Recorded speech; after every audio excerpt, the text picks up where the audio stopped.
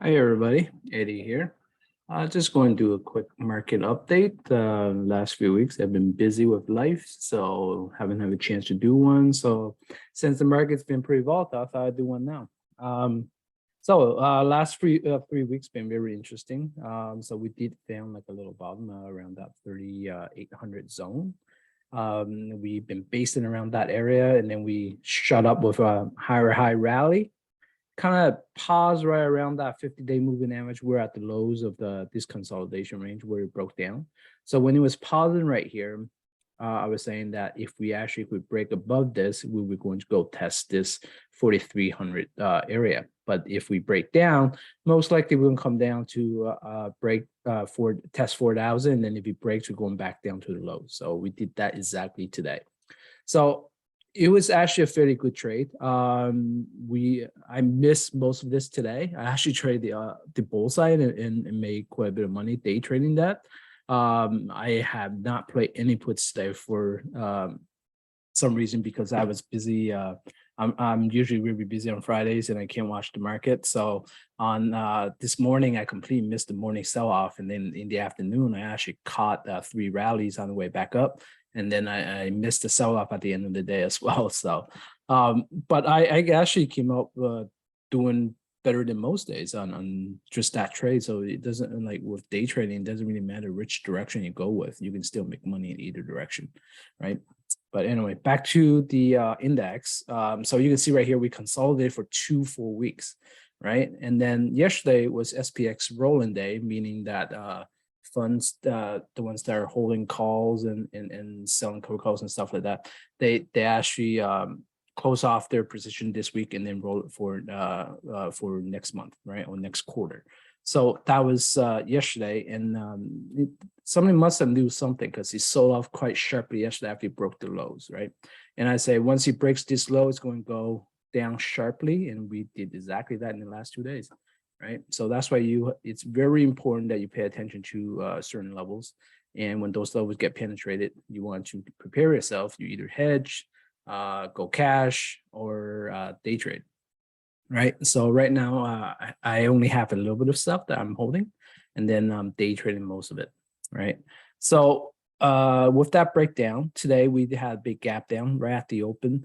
I thought we were going to actually rally back up and close this gap because this is a good support area as well. But we actually broke right through it because CPI numbers today were really bad.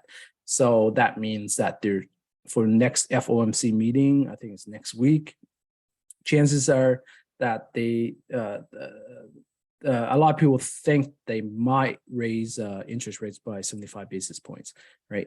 Hopefully they don't, because if that does, they may raise the rates a little too quick and trigger a recession of some sort. A lot of people are saying that, but who knows, right? Even though they said that 75 basis points was off the table, but a lot of people were actually trying to price that in to the markets right now.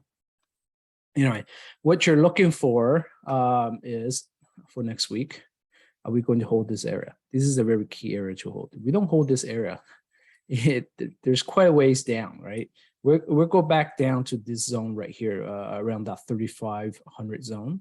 Let's say it's around 3,500 and in about 3,400, about that zone. This is the pre-COVID highs, right? This is the final major support area before COVID lows. So we definitely need to hold this area, and this is the area that most likely will head into if we break this key 300 area right here, right? Once we break that, we're coming down to here.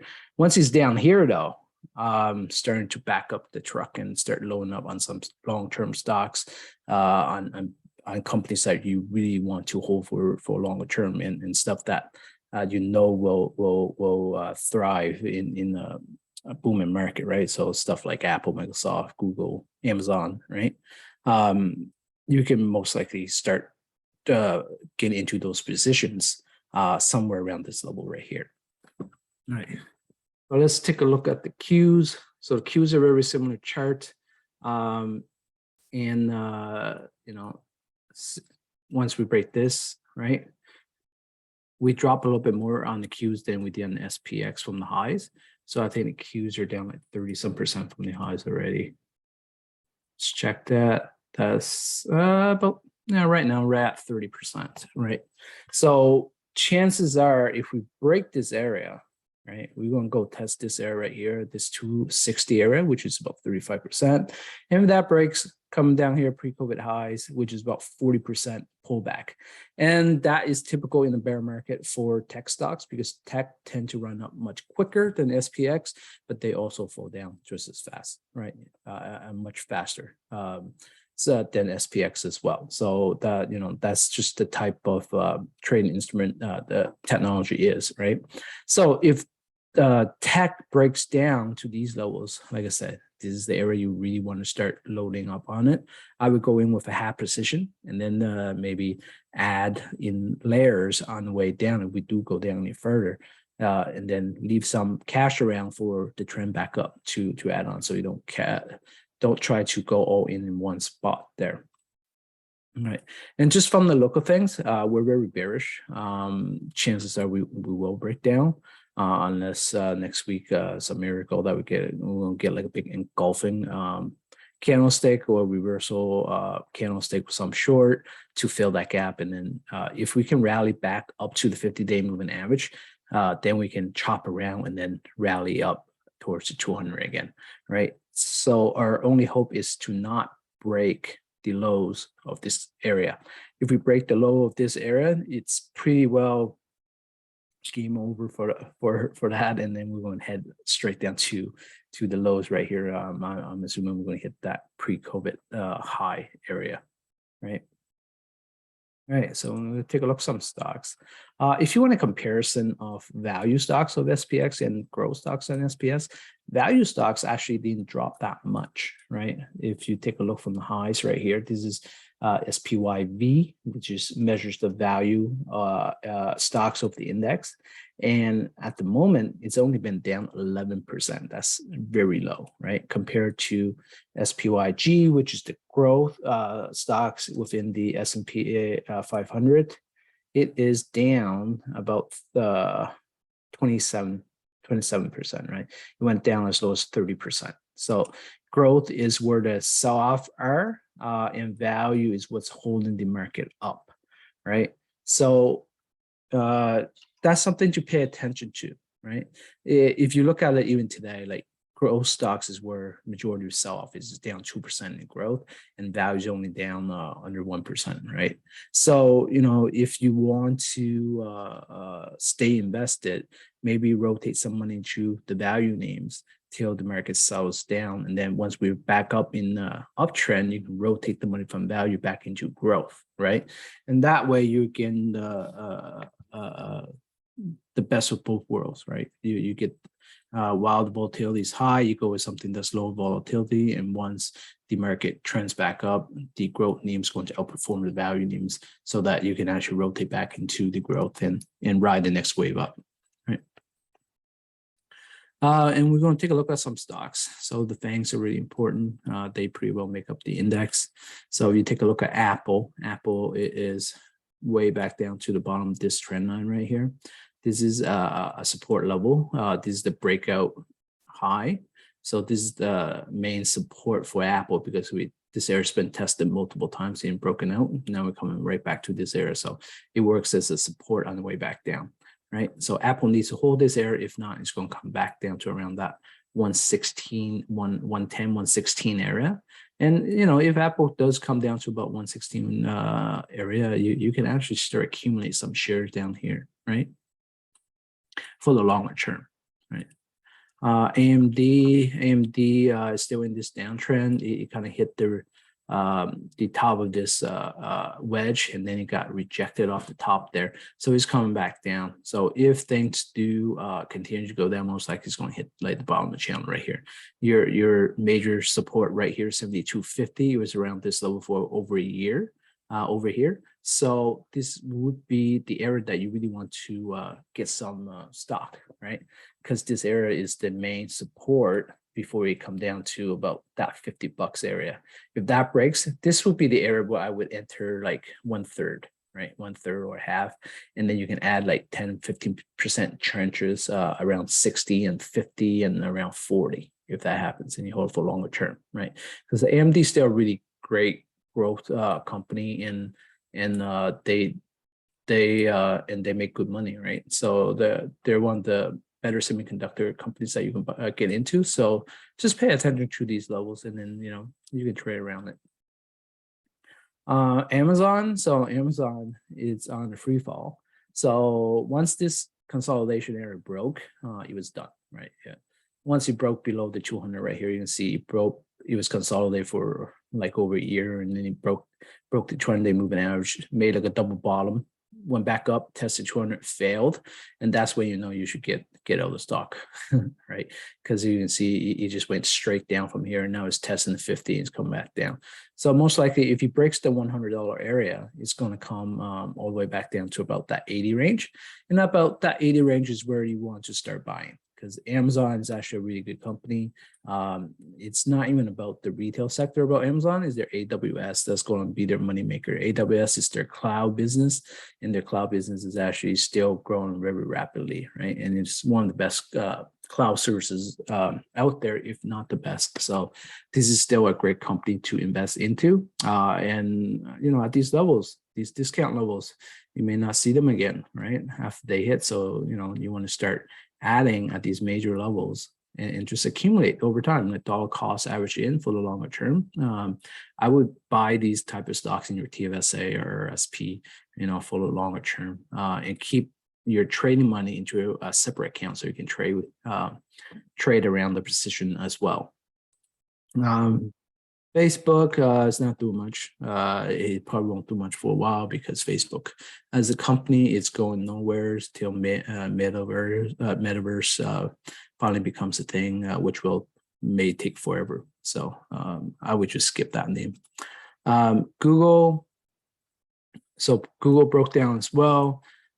They're going to split soon, so you could get a chance to actually buy Google once it splits, right? Then it becomes much more investable for retailers.